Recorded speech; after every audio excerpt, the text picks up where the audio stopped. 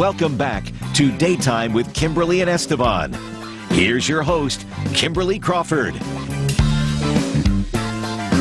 Good morning, everyone. You know, the way we interact with our neighbors and strangers these days is something we all have to get used to, whether it's keeping that social distance, 6 feet apart, or, wondering whether or not you should pet the neighbor's dog. It's okay. You don't have to worry anymore, or be confused, I should say. Rebecca had a chance to get some helpful etiquette tips from international etiquette and culture expert Sharon Schweitzer. So things have certainly changed a little since we've all been practicing our social distancing. So we brought in international etiquette and culture expert, who's also the founder of Access to Culture. She's an attorney, she's an author, she does everything. We've got Sharon Schweitzer joining us this morning, and she's going to give us a little bit of tips on some new etiquette rules. Good morning, Sharon. How's it going?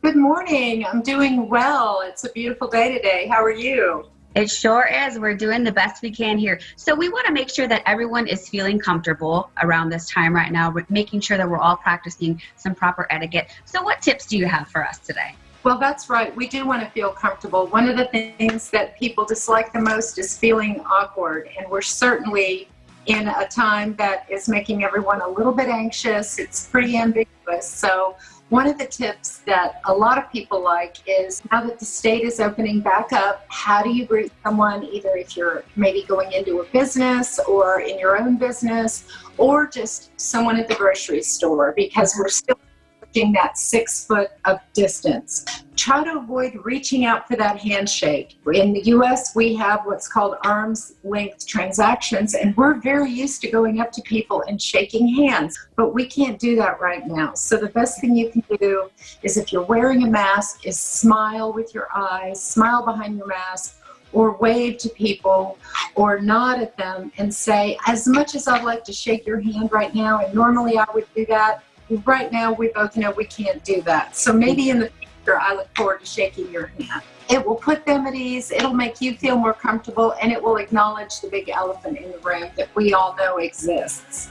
That's right. And you know what? There's a lot of people that are getting outdoors, getting some exercise. They're walking their pets. So those rules apply to pets also, right? The best thing you can do when you're walking in the neighborhood is, when you see someone coming, put Fluffy on the other side of you and let people know. Right now, we can't do that. Let's wait. After this all passes, let's have a play date, and you can let your gorgeous animal and my little mutt get together and they can play then. Hopefully soon, hopefully soon. So a lot of people are wearing masks out of precaution. A lot of them are wearing them out of law. We want to make sure that you're doing so right, you're doing so comfortably. A lot of people are going to restaurants, but a lot of people are curbsiding. What's the etiquette on tipping when you're doing things like to-go and curbside?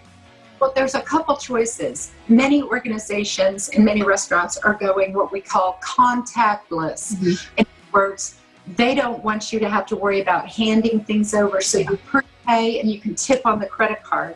The other thing you can do is, whenever they make a delivery via Instacart or Favor or one of the other wonderful services, and they come up and they leave it on your doorstep, they ring the doorbell, and then they're driving away. Before they do that, use a white envelope, write the name of the delivery service and a nice thank you note, and put some cash in there. That way they can take that tip with them. I leave a nice stack of envelopes by the front door so that anytime I've got cash in here. Now, a lot of people have been furloughed, laid off. You might not be able to leave a huge tip, but leaving something in an envelope with a nice note makes them feel appreciated.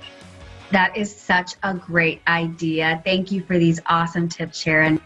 For more, you can go online to protocolww.com.